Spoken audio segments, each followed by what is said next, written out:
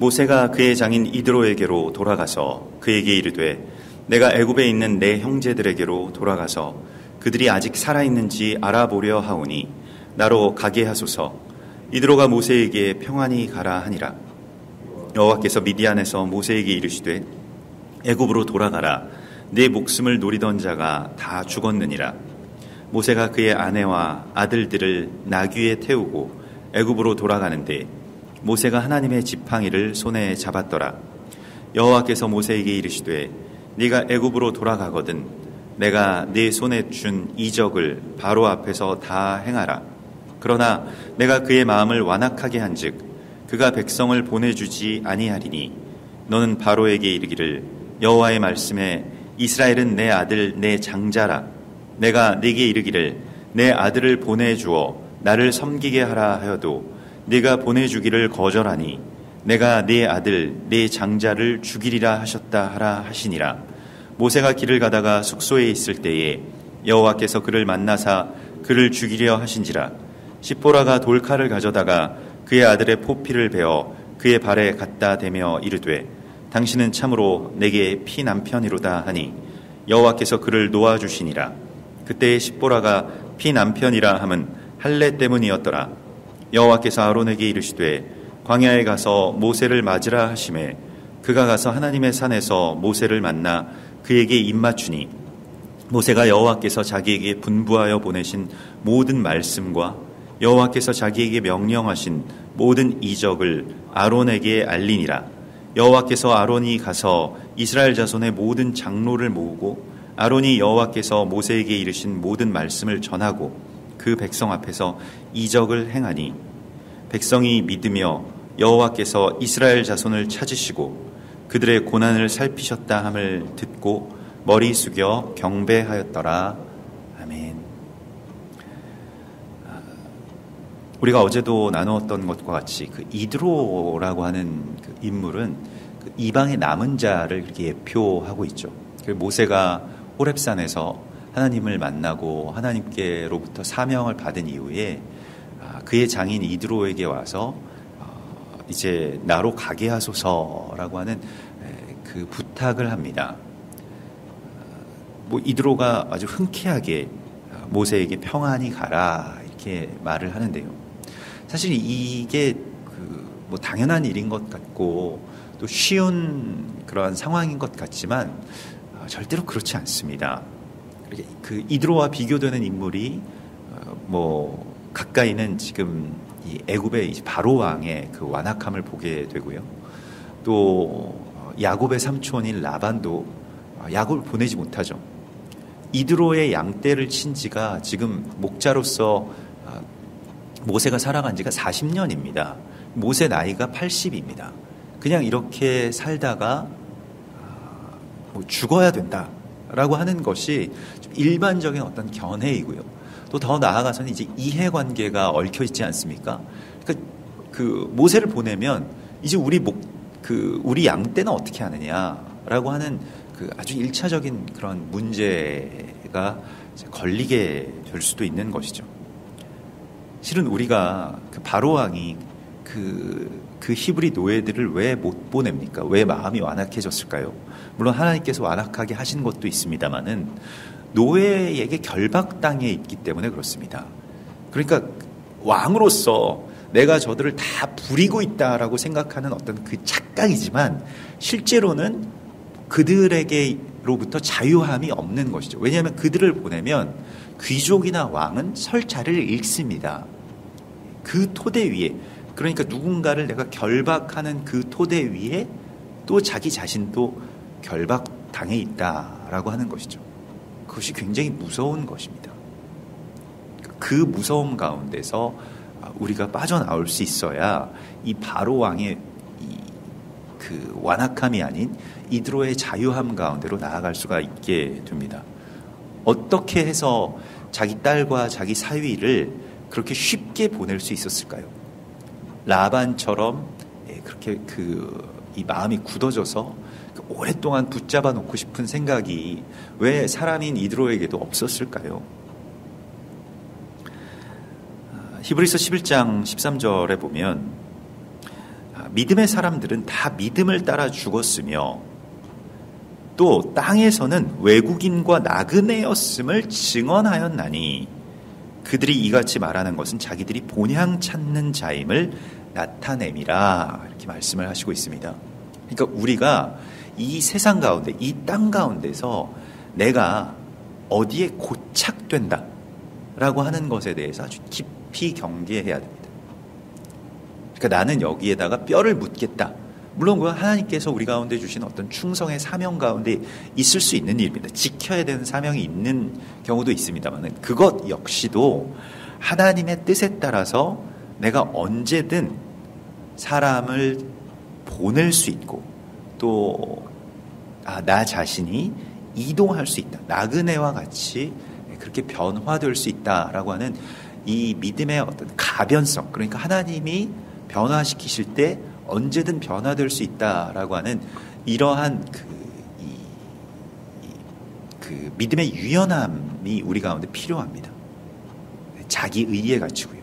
또 습성에 갇히고 계속해서 우리는 이제 무엇인가가 변화되는 것이 불안하죠. 거기에 또 새롭게 적응해야 되고 그래서 교회도 뭐 오랫동안 뭐 그 성탄절에 여러 가지 어떤 뭐 그런 뭐 행사도 하고 거기에 순서도 있고 뭐 새벽성도 돌고 이런 것들을 하다가 변화하려고 하니까 좀 뭐 우리 그 뭐 머리로는 알겠는데 좀 어렵다라고 하는 것이죠. 뭐 뭘 해야 될지 모르겠고 성탄절이 그 뭐 미트라의 그런 탄생일이라고 해서 그날을 기념하지 않는다라고 한다면 우리는 뭘 어떻게 해야 되느냐라고 하는 것에 대해서 또 이제 좀 공허하게 느껴지기도 하고 또 예전이 뭐 이제 다시 생각나기도 하고 이제 그렇게 되는 것이죠.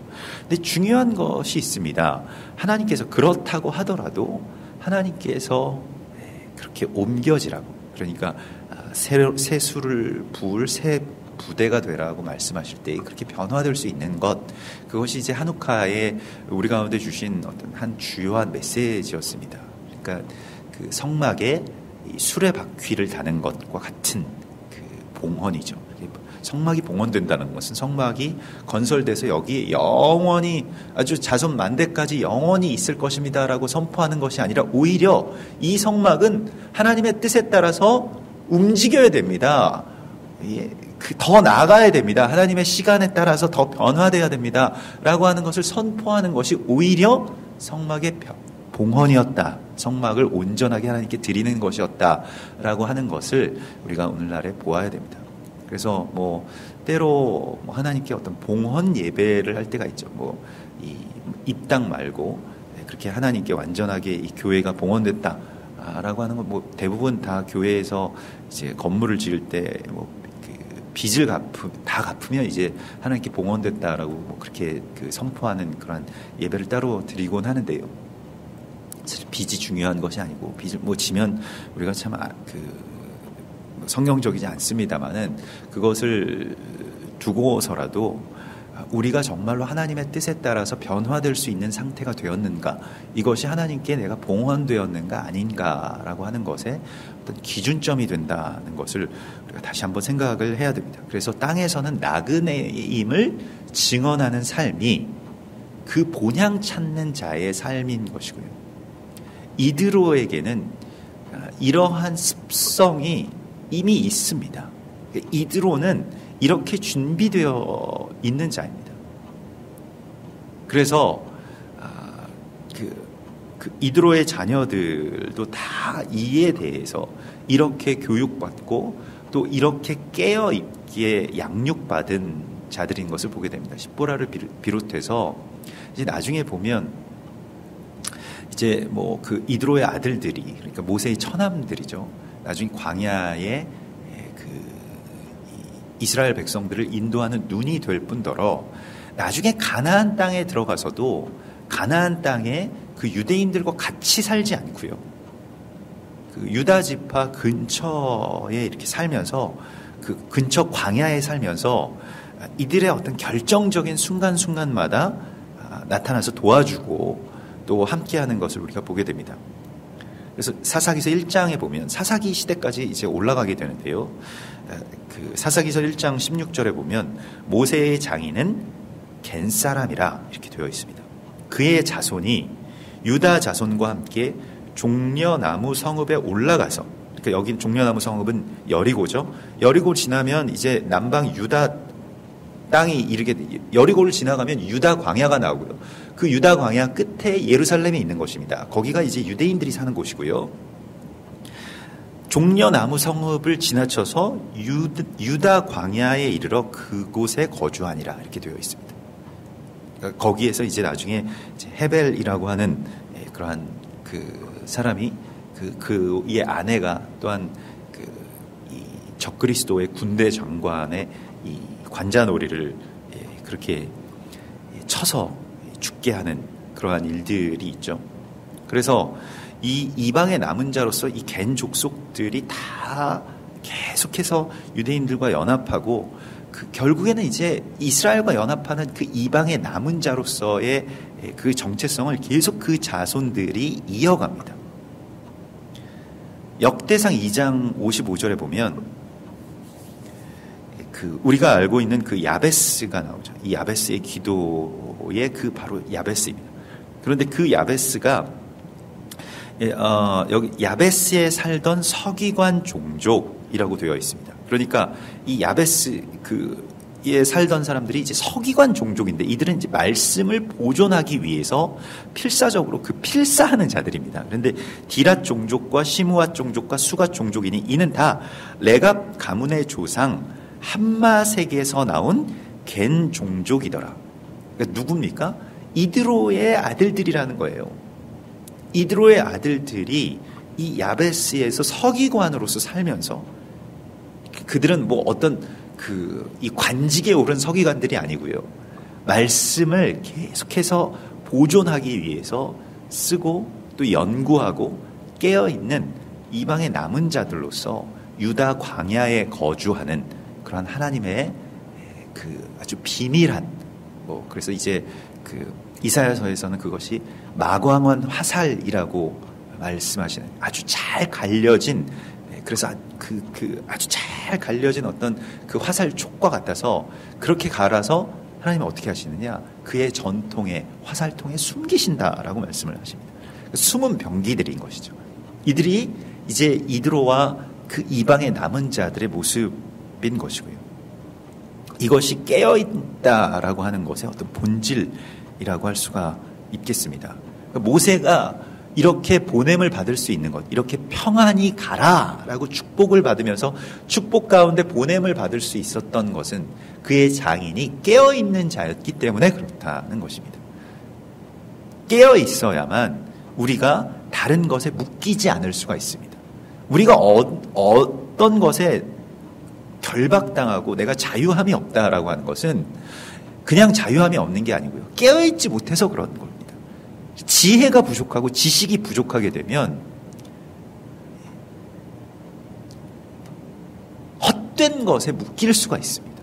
그 헛된 것에 내가 묶인 것도 알지 못한 채로 어떻게 그런 일이 있을 수가 있느냐. 40년 동안 이렇게 같이 살다가 무슨 일이냐.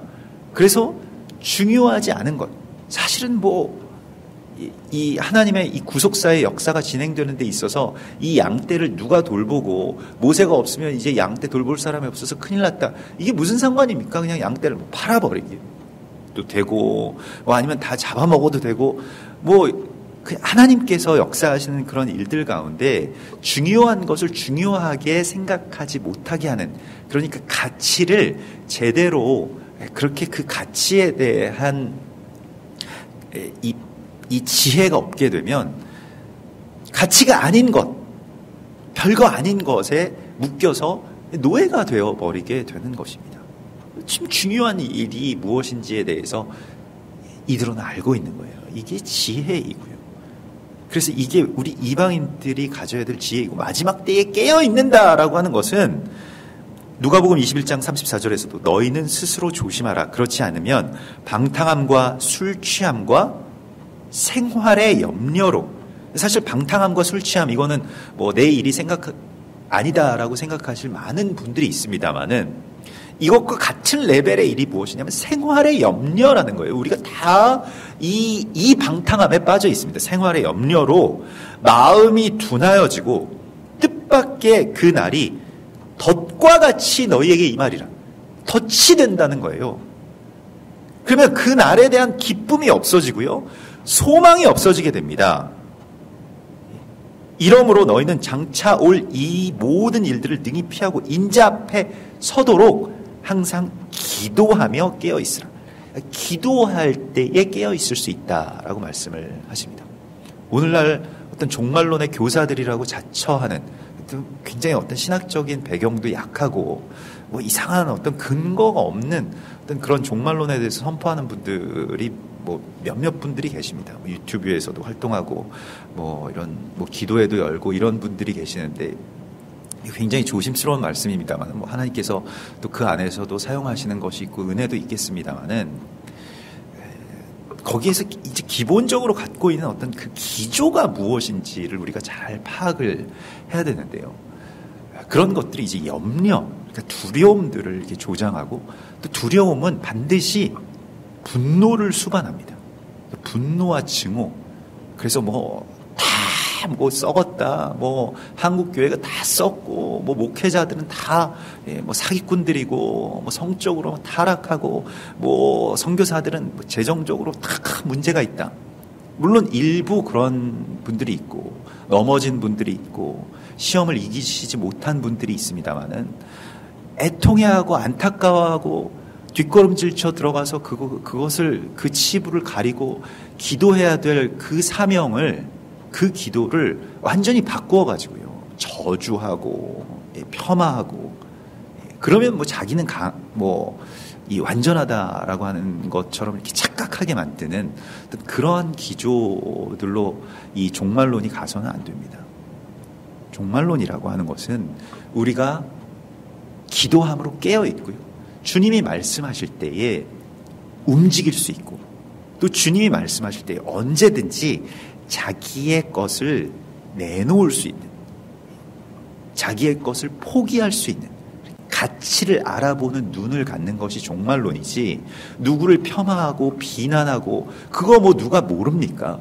그런 말들을 누가 뭐 못하겠습니까? 그런데 그런 것이 마치 뭔가 어떤 새로운 지혜와 지식을 발견한 것처럼 그렇게 이 두려움들을 조장하는 그 종말론의 교사들을 굉장히 경계해야 됩니다. 우리는 소망으로 마지막 때를 바라보아야 합니다. 출애굽이라고 하는 것은 좋은 일 아닙니까? 그런데 10가지의 재앙을 수반할 것입니다. 그것이 같이 나타날 것이고요. 그 일들, 그 과정들을 거쳐야 드디어 이스라엘 백성들이 자유함을 얻고 또 광야에서 장막을 세우고 좋은 것이 무엇인지, 그래서 은금 패물이 우리에게 있어서의 가치가 아니고 하나님 예배하는 것이 가장 큰 가치고 기쁨입니다라고 하는 것을 고백하는 그 길까지 이제 출애굽의 여정이 시작된 것입니다. 우리의 여정도 그렇게 나아갈 수 있어야 됩니다. 생활의 염려, 나 자신을 살리는 것, 노예에게 내가 사실은 결박당해 있지만 그걸 내가 소유하고 있다라고 생각했던 것들, 바꾸어 말하자면 내가 그 소유하고 있는 것들 다 없어진다라고 해도 기쁘냐? 아니면 즐겁냐? 아니면은 거기에 대해서 나는 그렇게는 못 산다 라고 그렇게 생각이 되느냐 하는 바로 그 기준점에서 우리가 주의 길로, 주의 가치로 완전하게 들어가 있는 상태를 깨어 있는 자라고 말할 수 있는 것입니다. 이것이 이방의 남은 자들이 가져야 될 믿음의 속성이고 영성이고 마지막 때에 가장 요구되는 그러한 주님의 성품이라고 하는 것을 우리가 보아야 됩니다. 그래서 정말 깨어 있는 이 이방인들로서 오늘 이드로가 나오고요. 또 이 뒤 이어서 이제 십보라가 나오게 되는데, 사실 이드로가 출애굽기에서 아주 더 자세하게 우리가 보아야 될 그 이방의 남은 자, 그러니까 이 이방 교회로서 우리가 보아야 될 어떤 아주 중요한 인물이라고 하는 것은 나중에 또 이드로 장이 나오겠습니다만 출애굽기 18장에 가면, 그래서 이드로에 대해서 더 깊이 우리가 묵상해야 되고요. 또 연구해야 됩니다. 그 겐 사람들에 대해서요. 그래서 이 겐사람 또 레갑 족속 이게 다 그 이드로 계통의 그러한 이 사람들이 되겠고요. 우리가 그 유대인들에게 또 이스라엘에게 주신 어떤 그러한 어떤 고유한 사명이 있는 것처럼 이방인들에게도 이 고유한 사명을 주셨습니다. 이게 귀한 것인데 이 귀한 것에 대해서 우리가 더 깊이 좀 연구하고 알아야 될 필요가 있다는 것이죠. 그래서 이제 너는 이 모세에게 이르시되 애굽으로 돌아가라. 내 목숨을 노리던 자가 다 죽었느니라 라고 말씀을 하시고요. 모세가 그의 아내와 아들들을 나귀에 태우고 애굽으로 돌아갑니다. 그래서 지금 모세를 죽이려고 했던 그 왕에 대해서 우리가 수요일에도 나누었습니다마는 모세의 이름이 사실은 히브리식으로 하면 물에서 건져냈다라고 하는 뜻입니다마는 원래 애굽의 공주가 붙였을 때에는 그 왕족의 이름입니다. 모세라고 하는 것은 무엇의 어떤 차일드 이렇게 해서 그냥 어쩌면 어떤 애굽의 신들의 이름이 뒤에 빠져 있을 수 있습니다. 그러니까 말하자면 무슨 아흐모세라고 하는 자가 아흐모세라고 하는 파라오가 모세를 죽이려 했던 파라오일 것이다라고 하는 것이 아주 일반적인 어떤 정설입니다. 이 연대를 그렇게 측정해 보면요. 그래서 같은 이름을 갖고 있는 것이죠. 그러니까 아흐모세는 이제 이 애굽의 어떤 신들에게 속한 이 차일드, 그러니까 아이다라고 하는 그런 뜻입니다. 그래서 그에게 속한 아들 이런 뜻입니다. 그의 아들이다. 그러니까 애굽의 태양신의 아들이다. 누구의 아들이다. 이러한 그 속성을 갖고 있는 것이 이제 모세라고 하는 이름을 붙이는 이유입니다. 그래서 주로 누구의 아들, 누구의 장자 할 때 모세라고 하는 이름을 애굽식 이름을 붙였다라고 하는 거예요. 이것은 왕족들에게만 붙일 수 있는 그러한 이름이었다라고 합니다. 그러니까 애굽의 공주가 모세를 물에서 건져낸 혹은 다른 어떤 애굽의 신들의 이름을 붙여서 무슨 모세라고 불렀을 수 있겠습니다만은 이제 모세는 그래서 모세 물에서 건져냄을 받았다라고 하는 그런 뜻이 된 것이죠. 그래서 모세와 모세의 어떤 대결이었는데요. 어찌 보면 모세가 이 광야에서 또 미디안 제사장 이드로와 함께 광야에서 40년 동안을 기다리는 사이에 대적이 죽게 됩니다. 근데 이것도 굉장히 중요한 것인데요.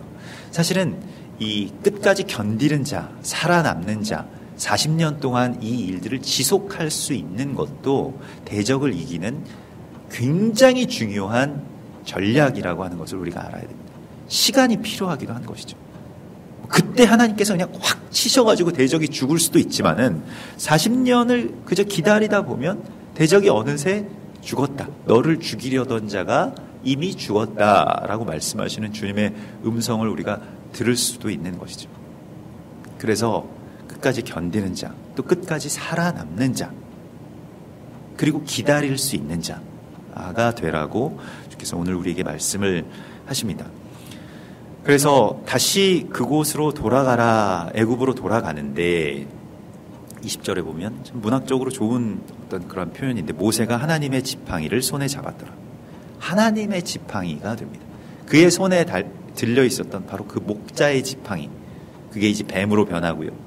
또 그 꼬리를 잡았을 때에 그것이 다시 지팡이로 변했던 바로 그 지팡이를 말합니다. 이게 이제 통치자의 규와 같은 것이고요. 이 통치자의 규, 그러니까 통치자가 그 모든 통치권을 행하는 이 어떤 표징이 무엇이냐? 곧 예슈아를 말하는 것이죠. 광야에서 또 이 지팡이에 놋뱀을 달아서 높이 올렸을 때에 그 죽어가던 백성들이 살아나는 역사가 일어나게 되고요. 또 모세의 손이 이 지팡이와 함께 높이 올려졌을 때에 그 여호수아와 그의 군대들이 대적의 군대와 싸워서 승리하는 그러한 바로 그 지팡이, 이제 이 출애굽의 이 모든 여정들, 또 홍해 바다를 가를 때에도 마찬가지로 사용되는 바로 그 지팡이, 그것이 곧 예슈아인 것이, 예수 십자가, 예슈아의 권세를 모세의 손에 들려져 있습니다. 그것이 바로 모세가 하나님의 지팡이를 손에 잡았더라. 우리도 하나님의 지팡이 곧 십자가를 우리의 손에 늘 붙들고 나가야 합니다. 이것이 유일한 우리의 희망입니다. 시로라기 같은 우리의 어떤 실마리가 바로 여기에 있는 것이죠. 십자가에 있는 것입니다. 십자가에서부터 시작하는 것입니다. 하나님의 여정은 자꾸 말씀드립니다만은 이거 그 아기 예수에서부터 시작하는 것이 아니라 십자가의 예수에서부터 기독교는 세워지고 거기에서부터만 그것이 반석인 것입니다. 십자가를 부정하는 것은 바로 사탄이 됩니다. 그러니까 어디에서부터 시작할 거냐? 뭐 나중에 우리가 믿음이 자라면 뭐 순교도 할 수 있고 뭐 십자가도 질 수 있겠죠. 그 아주 요원한 어떤 그런 신앙이 아니라 그냥 십자가에서부터 시작하는 겁니다. 그래서 바울이 나는 날마다 죽노라 이렇게 말을 하죠. 그 죽는다라고 하는 것은 그 뭐 다른 표현으로 하면 그게 이제 그 잔다라고 또 성경이 말씀을 하고 있지 않습니까? 우리 잘 때 어떻게 합니까? 생각이 많고 걱정이 많고 근심이 많으면 잠이 안 온다라고 말합니다. 그러니까 죽어지질 않는 거예요. 잘 죽질 못하면 제대로 살질 못하게 되는 겁니다. 뭐 그 최근에 이제 그 바디 바이블이라고 하는 그런 그 책을 쓰신 그 이제 아주 우리나라 뭐 정형외과 전문의 제가 지금 이름을 갑자기 생각이 안 나는데 그 이분이 정말 믿음이 좋으신데 몸이 곧 성경이다 이러한 관점으로 이제 그 우리나라 줄기세포의 권위자이기도 하시고 그래서 그러한 부분들을 아주 잘 소상하게 쓰셨는데 그분이 하신 말씀이 바로 그 책에서 나온 말이 바로 그것입니다. 잘 죽어야 잘 살 수가 있는데 그것은 잘 잔다라고 하는 것과 같은 것이다. 그러니까 생각과 마음이 하나님 앞에 완전하게 정리되어서 순복되어지면 죽을 수가 있는 것이 잘 죽을 수가 있는 것이고요. 그러면은 내 뜻대로 마옵시고 아버지의 뜻대로 하시옵소서라고 하는 것이 우리 안에서 자유롭게 나올 수가 있게 되고 사람에게서나 아니면 땅에서나 욕망에게서나 자유로워질 수가 있으면 삶이 굉장히 풍요로워질 수가 있음에도 불구하고 나는 그 사람 없이는 못 살아 그거 없이는 안 돼라고 하는 그 결박 가운데 실제로 우리가 빠져나오지 못하고 마음이 굳어있는 이 완악함들을 우리가 여기에서도 보게 됩니다. 그래서 여호와께서 모세에게 이르시되 내가 내 손에 준 이적을 바로 앞에서 다 행하라. 그러나 내가 그의 마음을 완악하게 한즉 그가 백성을 보내주지 아니하리라고 말씀을 하십니다. 그냥 일반적으로 생각하면 어차피 완악해서 보내주지 않을 것이라고 하면 이적은 또 왜 행해야 되고요. 또 이렇게 하게 하신 어떤 근본적인 그 이유가 하나님이 그 마음을 완악하게 하셨다라고 말씀을 하고 있습니다. 사실 하나님이 그 마음을 이렇게 풀어주시면 고레스 왕과 같이요. 바벨론에서 그냥 이 유대인들은 다 돌아가라. 그래서 뭐 다 지원해주고 또 하나님의 어떤 통로가 될 수도 있죠. 근데 때로 하나님께서 바로 왕과 같이 사람의 마음을 완악하게 하셔서 바로를 위해서 완악하게 하신 거겠습니까? 바로에게는 완악함이 그 자체가 심판입니다. 다만 하나님의 이 한 수, 그러니까 우리가 뭐 저는 바둑을 둘 줄 모릅니다만은 뭐 이렇게 그 바둑의 고수들이 두는 방식들을 제가 이렇게 뭐 어깨 너머로 보니까요. 이쪽에서 막 뭐 어떤 전투가 벌어지고 있는데 갑자기 다른 곳에다가 뜬금없이 아무 돌도 놓여있지 않은 곳에다가 갑자기 거기에다가 한 수를 둡니다. 그러면 그게 뭔가가 나중에 연결되게 된다라고 하는 것을 우리 그 하수들은 알 수 없지만 고수들은 그걸 알고 있는 거잖아요. 그러니까 신의 한 수라고 하는 것이 뭔가 여기에 일반적으로 생각할 수 있는 이러한 일이 아니라 뭔가 다른 어떤 하나님의 말하자면 계획, 뭐 그것을 바둑적인 용어로는 이제 포석이라고도 할 수가 있겠죠. 그것이 있다라고 하는 것입니다. 바로 왕의 마음을 완악하게 한다라고 하는 것은 표면적으로 볼 때는 안 좋은 일이지만은 하나님께서는 이 일을 통해서 무언가를 또 만들어 가시기를 원하시는데 그것이 곧 하나님의 백성들의 예비됨입니다. 하나님의 백성들이 훈련되고 예비되고 노예의 근성을 씻어버리고 애굽의 신들이 진짜 신이 아니라고 하는 것을 깨닫기까지 이 일들이 진행이 됩니다. 바로 왕의 마음이 완악해야만 이 일이 일어날 수가 있습니다. 그것은 그냥 하나님의 은혜를 곧바로 얻는 것과는 좀 다른 방식으로 하나님께서 역사하실 때 이러한 방식을 쓰십니다. 이게 우리에게 더 좋은 것이기 때문에 그렇습니다. 하나님은 이스라엘 백성들을 잘 아시고 우리를 잘 아십니다. 우리가 어떻게 해야 성장해 나갈 수 있는지, 변화될 수 있는지를 잘 아십니다. 기적을 일으키는 것은 하나님의 입장에서는 쉬운 일입니다. 그러나 우리에게 있어서는 그렇게 효과적이지는 못합니다. 우리가 그래서 체험을 강조하고, 그래서 이제 헬라인들은 지식을 구하고 유대인들은 이 경험을 구한다라고 성경이 우리 가운데 말씀을 하고 있는데, 이 이적을 구하고 그 기사와 표적을 구한다라고 말씀을 하고 있는데요. 우리가 그런 속성을 갖고 있습니다. 그래서 뭔가 어떤 현상적인 것들이 일어나서 이게 이제는 조금 많이 반성하고 있는 어떤 그러한 부분들이죠. 소위 말해서 어떤 체험 혹은 무슨 그런 이적과 기사가 이제 나타나는 어떤 그러한 기도나 집회, 물론 그것을 저는 부정할 생각은 없습니다만, 거기에 우리가 참 절제함으로 하나님께서 행하시는 그러한 모든 일들 가운데에 그런 일들이 하나님만이 영광을 받는 어떤 그것이 훨씬 더 강조되어야만 그런 일들이 더 건강하게 일어설 수 있다라고 믿습니다만은, 반면에 이제 그런 것들이 체험이 강조되고 또 그 체험의 통로가 되는, 어떤 이적과 기사의 통로가 되는 자가 계속 높임을 받는 어떤 이런 구조를 방치해 놓으면 대적에게 너무 많은 틈이 벌어지게 되는 것을 보게 됩니다. 왜냐하면 이게 나중에 열매가 좋아야 되잖아요. 근데 열매가 안 좋더라는 것이죠.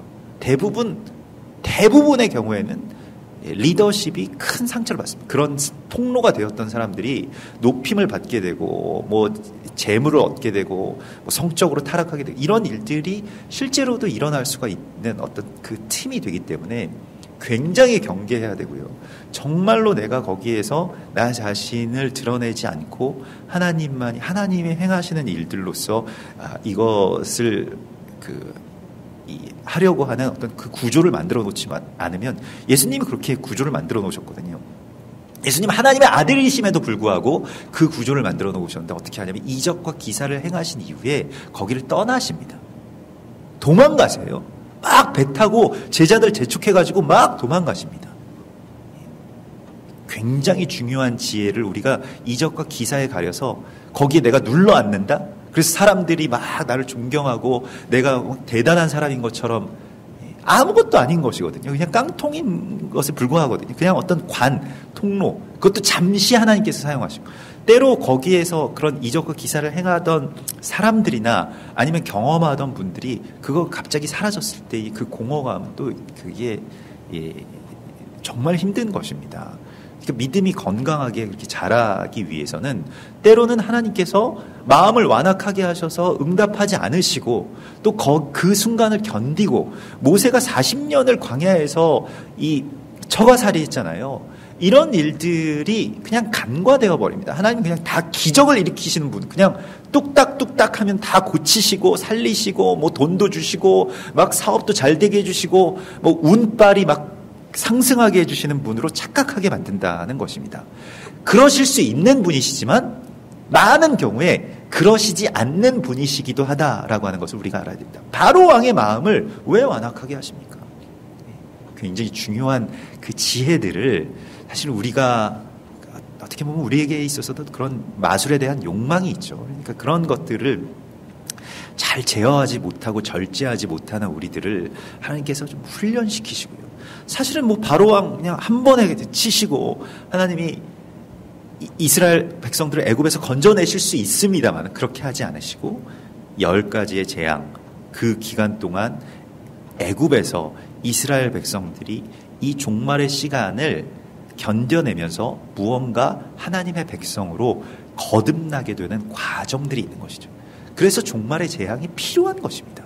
종말의 재앙을 두려워할 필요가 없는 것이, 그 재앙은 우리를 위한 어떤 트레이닝이기 때문에 그렇습니다. 그냥 이렇게 아무렇게나 살던 그 청년들을 갑자기 불러가지고 그 훈련소에서 훈련시키면은 힘들죠. 그리고 가고 싶지도 않고, 그래서 들어가기 전에는 머리 깎으면서 울기도 하고 불안해서 잠도 못 자고 그럽니다만은 막상 들어가서 그 일들을 다 겪어보면 자기가 이제 변화되는 것들이 느껴지고 또 좋은 점들도 있거든요. 그러니까 우리가 신분의 변화가 있기 위해서는, 그리스도 예수와의 좋은 병사로 일어서기 위해서는 이런 과정들이 필요하다는 것입니다. 연단을 통해서만 정금같이 나아갈 수 있는 것이죠. 마술을 통해서 그렇게 된다라고 하는 것은 거짓에 가까운 이야기라고 할 수가 있겠습니다. 아주 경계할 수 없다면 아예 하지 않는 것이 오히려 더 바람직한 것이 이적과 기사를 대하는 우리의 모습입니다. 그렇다고 해서 그것을 부정하거나 멸시해서는 안 되는 것은 성경적인 그런 말씀입니다. 그래서 마음이 완악해진다라고 하는 것에 대해서 잠언 28장에서는 항상 경외하는 자는 복되거니와 마음을 완악하게 하는 자는 재앙에 빠지죠. 그러니까 예배가 사라지게 되면 마음이 완악하다라고 말씀을 하고 있습니다. 예배, 경배가 없는 상태가 완악한 상태입니다. 그래서 우리가 예배하고 하나님을 경외하고 하나님 두려워할 때 하나님께서는 또한 우리에게 무엇을 주십니까? 성령을 주십니다. 그 영이 있는 거예요. 에스겔서 36장 26절에서는 또 새 영을 너희 속에 두고 새 마음을 너희에게 주되 너희 육신에서 굳은 마음을 제거하고 부드러운 마음을 줄 것이며, 이것은 부드러운 마음이라고 하는 것은 다 연결되는, 아까 전에 우리가 믿음의 어떤 유연함 이런 것과 꼭 같은 마음인데요. 그래서 그 부드러운 마음이 어떻게 이어지느냐? 순복하는 것으로 이어지게 됩니다. 그래서 너희로 내 율례를 행하게 하리니 너희가 내 규례를 지켜 행할지니라. 하나님의 말씀에 그대로 순복할 수 있는 바로 그 상태가 되는 것, 그것이 하나님의 백성으로서의 훈련이고 예비됨이라고 말씀을 하십니다. 이것이 우리 가운데 필요한 것입니다. 우리의 마음은 계속해서 굳어갑니다. 우리가 그것을 자각해야 됩니다. 사실 몸도 굳고요, 마음도 굳어가죠. 그래서 예전에는 막 이렇게 허리를 숙여가지고 손바닥이 막 땅에 쑥쑥 닿고 저도 그랬거든요. 제가 그런 것이 기억이 나는 게 불과 얼마 안 되는 것 같은데, 이제 이렇게 지내다 보니까 그냥 이 시간들이 흐르다 보니까 몸이 이렇게 굳어서 이렇게 최근에 얼마 정도 해봤더니 잘 안 되더라고요.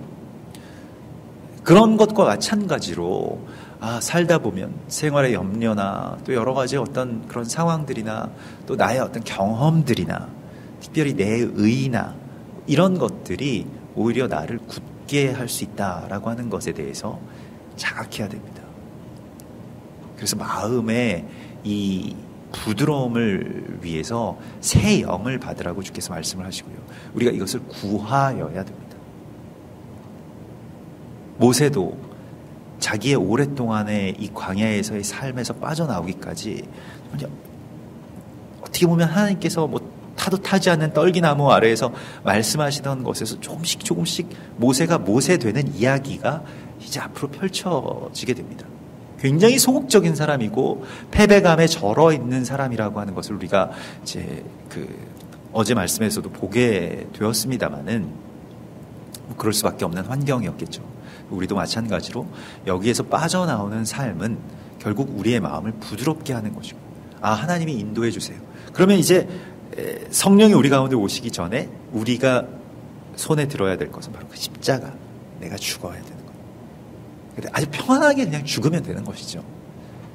마치 잠자듯이 이제 내 생각과 내 마음과 내 뜻과 내 힘들을 다 내려놓습니다. 나는 이제 죽을 것입니다 라고 선포하면서 그리스도 예수와 함께 그저 십자가에서 팔을 벌리면 성령이 우리 가운데 오셔서 주관하시는 것이죠. 나는 너무 내 마음에 굳은 것들이 많이 있습니다. 이게 제거되기까지 여러 과정이 또한 필요할 것입니다. 거기에 한 수가 바로 왕의 마음을 완악하게 하시겠다라고 하는 하나님의 이 계획을 모세에게는 이제 알려주고 계시는 것이죠. 그래서 안 되더라도 실망하지 말아라. 재앙이 있더라도 그것을 재앙으로 여기지 말아라. 너희에게 10가지의 재앙 중에서 물론 이스라엘 백성들이 피하게 해주시는 재앙도 있습니다만 같이 겪게 하시는 재앙도 있거든요. 사실 날강이 피로 물들면 애굽 사람들만 괴롭겠습니까? 이스라엘 백성들도 괴로운 겁니다. 개구리가 막 그 밥그릇에서 나오면 이스라엘 백성들도 똑같이 괴로운 겁니다. 다만 하나님이 그의 일을 진행하고 있으시다라고 하는 믿음 안에서만 이 일을 견딜 수가 있고요. 여기에 실망하지 않고 또 이러한 모든 것들 가운데 두려움이 아닌 이제 소망으로 점차 가까워오는 하나님의 이야기를 우리가 만나게 되는 것이죠. 그래서 이제 하나님께서 이 마지막 10번째의 재앙, 그러니까 장자를 죽이시는 그 재앙에 대해서 곧바로 말씀을 하시면서요, 그 재앙의 원인, 이유가 무엇인지에 대해서 말씀을 하십니다. 그래서 오늘 22절에 너는 바로에게 이르기를 여호와의 말씀에 이스라엘은 내 아들 내 장자라. 이 베호르라고 하는 이 장자라고 하는 것은요, 특별히 우리가 여러 번 나누었습니다만은 제사장 혹은 어떤 그런 대표자의 정체성을 갖게 되는 것이고요. 또 문을 연다 혹은 하나님의 열매라고 하는 그런 뜻을 갖고 있습니다. 출애굽기나 민수기에서 특별히 이 초태생을 구별해서 하나님께 드리는 것의 지혜를 우리에게 말씀을 하시는데, 사실 초태생이라고 하는 것은 출애굽기 나중에 13장 12절에서도 보면 너는 태에서 처음 난 모든 것과 내게 있는 가축의 태에서 처음 난 것을 다 구별하여 여호와께 돌리라. 그러면서 수컷은 여호와의 것이라 이렇게 말씀을 하십니다. 수컷이라고 하는 것이 우리가 여러 번 나누었던 것과 같이 자카르, 곧 그것이 이제 이 초태생 장자와도 연결이 되는 그런 개념인데, 이 자카르는 색이다, 기념하다라고 하는 그런 뜻을 갖고 있죠. 이것이 무엇입니까? 그리스도 예수아가 되다, 작은 예수가 되다, 이런 오늘날의 표현으로는 그렇겠습니다만은 하나님의 아들들이 되다라고 하는 그런 표현입니다. 그러니까 세상을 대속하기 위한 대속의 제물로서 혹은 제사장으로서 하나님께 완전하게 봉헌된 하나님의 아들의 대표성을 갖고 장자들이 서 있는 것이죠. 나중에는 어떻게 됩니까? 민수기서 8장 18절에 보면 이러므로 내가 이스라엘 자손 중 모든 처음 태어난 자 대신 레위인을 취하였느니라. 그러면 이스라엘 백성들은 그 레위인을 어떻게 여기냐면 자기의 아들들을 대신해서 하나님께 봉헌된 자로 그렇게 여기게 됩니다. 그러면서 그 레위인을 세우기 위해서 이스라엘 백성들은 자기 장자의 몫을, 그것을 이제 생명의 속전이라고 말하는 것인데요, 장자의 몫을 레위인을 세우기 위한 봉헌물로 드리게 됩니다. 그것이 이제 반세겔의 그 헌금을 매해 이스라엘 남자들이 유월절 전에 하나님 앞에 드리는 그러한 이 전통으로, 그러한 율법으로 이제 이어지게 되는 것인데요, 그게 레위인을 세우기 위한 것입니다. 그러면 온 열방의 레위인은 누구일까요? 성경에서 이스라엘 백성들을 너희가 열국의 레위인으로, 열국의 제사장, 열국의 레위인으로 내가 너희를 세웠다라고 그렇게 말씀을 하시죠. 우리는 장자를, 우리의 장자를 바치는 표로 무엇을 해야 됩니까? 이스라엘 세워야 되는 것입니다. 레위인들이 레위인의 그 역할을 하지 못하고 있으면 그 책임은 백성들에게 있는 것입니다. 느헤미야 시대의 성전을 재건할 때에 성전만 재건된다라고 해서 성전 재건되는 것이 아니고, 마지막 말미에 가면 레위인들이 어디에 있느냐? 레위인들이 다 도망가거든요. 왜 도망갑니까? 살 수가 없기 때문에 도망을 합니다. 레위인들은 기업이 없기 때문에 가장 막상 가나안 땅에 오고 폐허가 된 예루살렘에 오니까 사람들이 자기 생활에 갇혀가지고 레위인들 세울 생각을 뒤로 밀어놓게 되거든요. 생명의 속전을 드리지 못하게 되고, 이 생명의 속전이라고 하는 것이 지금으로 치면 꽤 되는 어떤 그 금액의 아주 많은 것도 아니지만 아주 적은 것도 아닌 어떤 그 정도 되는 이 금액의 어떤 헌금입니다. 그걸 모든 백성들이 다 레위인을 세우기 위해서 자기 아들 대신 레위인들이 여기에 들어가 있다. 레위인들이 하나님께 봉헌되었다라고 하는 것을 고백하기 위해서 또 그걸 같이 세워나가는 것이죠. 이스라엘에 대한 책임은 열방의 백성들에게 있는 것입니다. 우리에게 있는 것입니다. 이스라엘이 레위인 되는 것에 대한 책임을 우리가 져야 되는 것입니다. 그래서 알리야 사역도 하시고요. 또 이스라엘이 정말로 그리스도 예수와의 이름을 찬송하리로다라고 하기까지, 그러니까 그것을 위해서 애쓰는 것이고요. 또 이스라엘의 회복은 이방의 충만함, 복음이 땅끝까지 전해지는 것과 깊은 연관이 있기 때문에 또 이스라엘의 회복을 위해서는 선교에 또 힘을 써야 되는 것이고요. 또 선교가 잘 되고 또 이방인의 완전함을 이루기 위해서는 이스라엘의 회복이 있어야 되는, 이것이 다 연결되어 있다라고 하는 것이죠. 그러니까 장자라고 하는 것은 그 장자 한 개인이 아니라 어떤 대표성을 가지고 다 연결되어 있는 모든 온 가족과도 연결되는 것입니다. 다만 이 장자가 드려지는 것을 위해서 다 같이 합력하는 것이죠. 우리가 장자가 아니라고 해서 그 장자의 책임에서 벗어났다라고 하는 것이 아닙니다. 장자를 세우기 위한 이 다른 이 모든 그 아비의 마음도 있을 수 있을 것이고 그 형제들의 그러한 입장도 있을 수 있을 것인데 그것을 우리가 또 행해야 되는 것이죠. 그래서 이 장자를 하나님께 드리라라고 하는 것을 하나님이 말씀하시기 위해서, 이것은 이제 예수와의 그 십자가의 구원과 연결되고요. 그 십자가의 구원이 확장될 때 우리가 그 장자가 되는, 우리가 그 수컷이 되는, 하나님께 드려지는 산제물이 되는 그 일까지 이제 연결되는 그 개념이라고 할 수가 있겠습니다. 이걸 위해서 이제 이것이 말하자면 10가지 재앙, 그 출애굽의 역사에 있어서의 어떤 하이라이트가 되겠습니다. 이 홍해 바다가 갈라지는 것보다 사실 더 중요한 일이죠. 장자가 하나님께 드려진다라고 하는 그런 개념이요. 그래서 죽지 않고 살아난 그 장자들이 이제 하나님의 영원한 소유와 기업이 된다. 그것이 이제 레위인이 된다라고 하는 이 구조가 온 인류 역사에 구원을 행하신 예수아와 또 이스라엘, 그러니까 이스라엘을 그 레위인 삼으셔서 온 열방이 그렇게 하나님을 예배하게 되는 그 완전한 성전의 회복, 한 세 사람의 회복의 이야기와 연결되는 그런 굉장히 길고 또 아주 거대한 하나님의 어떤 계획을 지금 말씀하시고 있는 것입니다. 그러면서 이제 모세가 하나님의 사명을 받고 이렇게 다시 애굽으로 돌아가는 그 길에 여호와께서 그를 만나셨는데 너무 반가워하실 것 같은데 그를 죽이려 하신지라 이렇게 되어 있습니다. 하나님의 지금 사명을 가지고 손에 지팡이만 들고 애굽 땅으로 가는 모세를 하나님 축복하시고 그렇게 만나셔서 능력이라도 좀 더 주시고 이럴 줄 알았는데 죽이려고 하신다는 거예요. 모세가 아마 깜짝 놀랐을 겁니다. 하나님이 그 떨기나무 아래에서 말씀하시는 그 하나님이 갑자기 돌변해서 자기를 죽이려고 한다. 이게 얼마나 공포스러운 일입니까? 근데 이걸 살려주는 자가 누굽니까? 이방 여인 모세의 아내 십보라입니다. 그는 작은 새라고 이름 붙여진 어떤 전령의 그러한 이제 증인된 자의 사명을 갖고 있는 그런 이방의 교회를 뜻하는 것이고요. 곧바로 그 아들의 포피를 베어서, 그러니까 장자의 그 컨셉, 그 장자의 희생 컨셉, 그 십자가의 그 개념을 아주 가장 정확하게 알고 있는 사람이 바로 십보라였습니다. 이게 이방의 남은 자들이 지금 갖고 있는 지혜죠.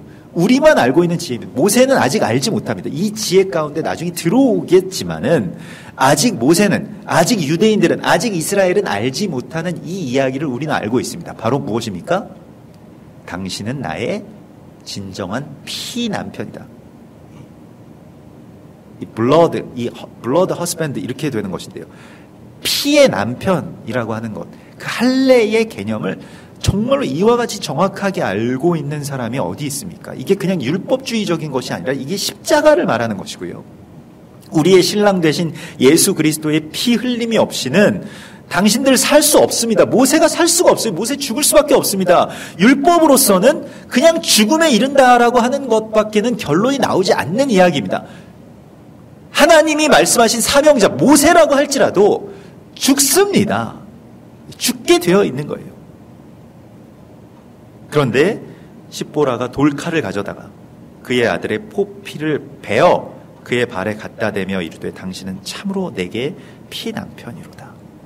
십자가의 보혈만이, 그 아들의 피만이 우리를 살린다 라고 하는 것을, 모세를 살린다 라고 하는 것을 우리가 보게 됩니다. 그래서 이것이 바로 그리스도 예수와의 십자가입니다. 피 흘림이 없이는 죄사함이 없느니라 라고 하는 이 개념이 할례의 개념입니다. 이것은 율법을 초월하는 개념이고요. 나중에 이제 바울도, 사도 바울도 여기에 대해서 이 할례라고 하는 이 베어냄이라고 하는 것이 이제 결국 그 돌칼을 가져다가 그것을 베어낸다라고 하는 그 개념이 이제 율법과 십자가의 어떤 연결, 또 그것으로 말미암는 이 피 흘림의 이야기와 구원의 역사를 이루시는 하나님의 지혜라고 하는 것을 우리 가운데에 그 계시하고 그렇게 드러냅니다.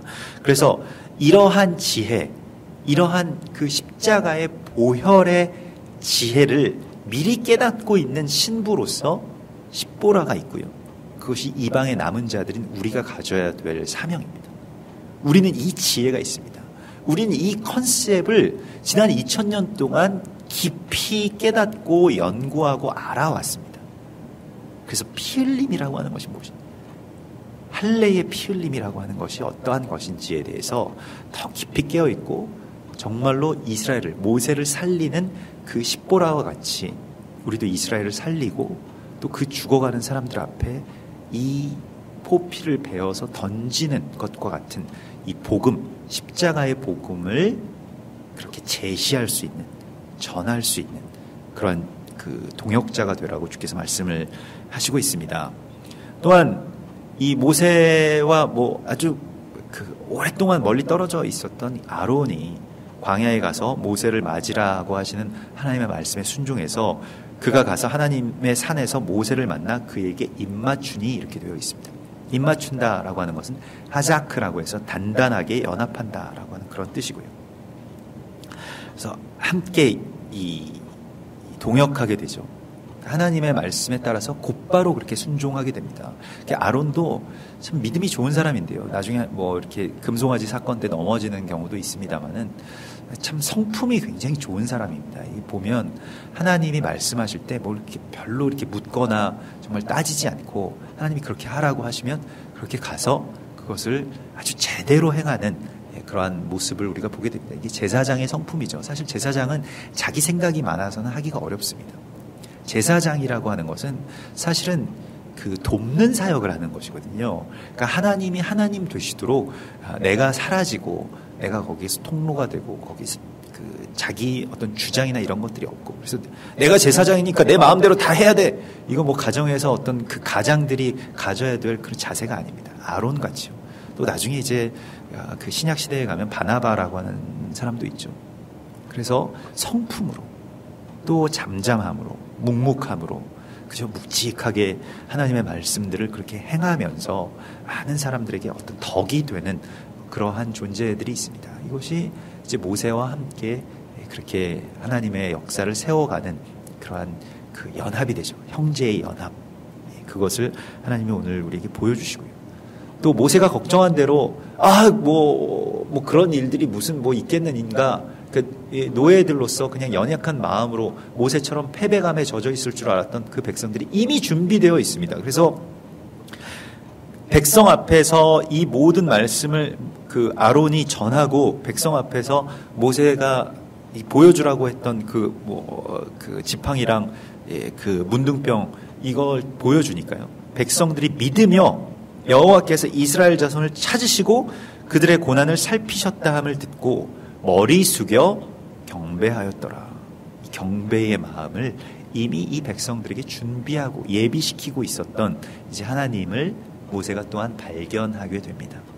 그래서 하나님의 이 모든 일들이 다 합력하여서 이루어지는 역사들로 하나님께서 그렇게 이끄시고 모세와 아론의 연합, 또 이방인 그 십보라와 이 모세와의 이러한 그 연합과 이방인의 지혜를 통해서 또 이방인의 깨어있음, 이드로의 깨어있음을 통해서 이러한 출애굽의 역사들이 이루어지는 것이 교회에게 주시는 깊은 사명임을 우리에게 깨달으라고 말씀을 하십니다. 같이 기도하겠습니다.